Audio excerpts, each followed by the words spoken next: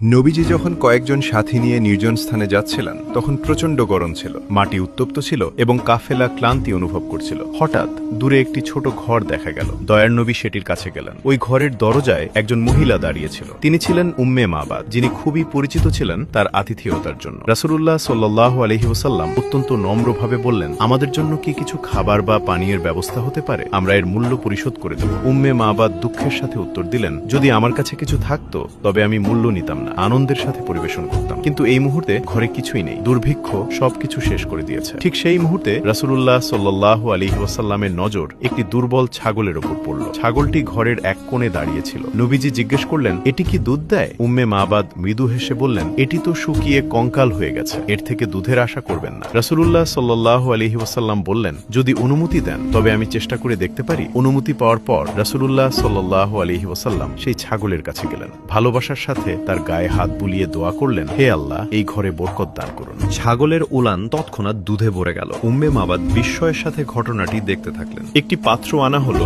দুধ দহন করা হলো এবং এত দুধ বের হলো যে সবার জন্য যথেষ্ট হয়ে গেল। সবার আগে উম্মে মাবাদ পান করলেন সেই দুধ, তারপর কাফেলার বাকি লোকজন এবং শেষে রাসূলুল্লাহ সাল্লাল্লাহু আলাইহি ওয়াসাল্লাম নিজেও পান করলেন। কিছুক্ষণ আগেও যে ঘরটি খালি ছিল এখন তা বরকতে ভরে গিয়েছিল। কিছুক্ষণ পর কাফেলা রওনা হয়ে গেল, কিন্তু সেই ঘরে এক অদ্ভুত প্রশান্তি ও আলো রেখে গেল। সন্ধ্যায় যখন আবু মাবাদ ফিরে এলেন তখন তিনি দুধ দেখে অবাক হয়ে গেলেন। তিনি অবাক হলেন, জিজ্ঞেস করলেন, এত দুধ কোথায় থেকে এলো? উম্মে মাবাদ পুরো ঘটনা বিস্তারিত খুলে বললেন এবং সেই নুরানি ব্যক্তিত্বের বর্ণনা দিলেন। যেইমাত্র তিনি চেহারা ও আচরণের কথা উল্লেখ করলেন, আবু মাবাদের কণ্ঠস্বর বদলে গেল। তিনি বললেন, আল্লাহর কসম, ইনি সেই মুহাম্মদ রাসূলুল্লাহ সাল্লাল্লাহু আলাইহি ওয়াসাল্লাম যার আলোচনা মক্কায় হচ্ছে। এটি শোনার সাথে সাথেই তাদের অন্তরে বিশ্বাস গেঁথে গেল। কয়েকদিনের মধ্যেই স্বামী স্ত্রী উভয়েই ইসলাম গ্রহণ করলেন এবং সেই ছাগলটি বহু বছর বেঁচে ছিল। এমনকি তীব্র দুর্ভিক্ষের সময়েও সেটি দুধ দিত। এটি কেবল একটি ঘটনা নয়, বরং সেই সত্যের ঝলক যে যেখানে রাসূলুল্লাহ সাল্লাল্লাহু আলাইহি ওয়াসাল্লাম পা রাখতেন সেখানে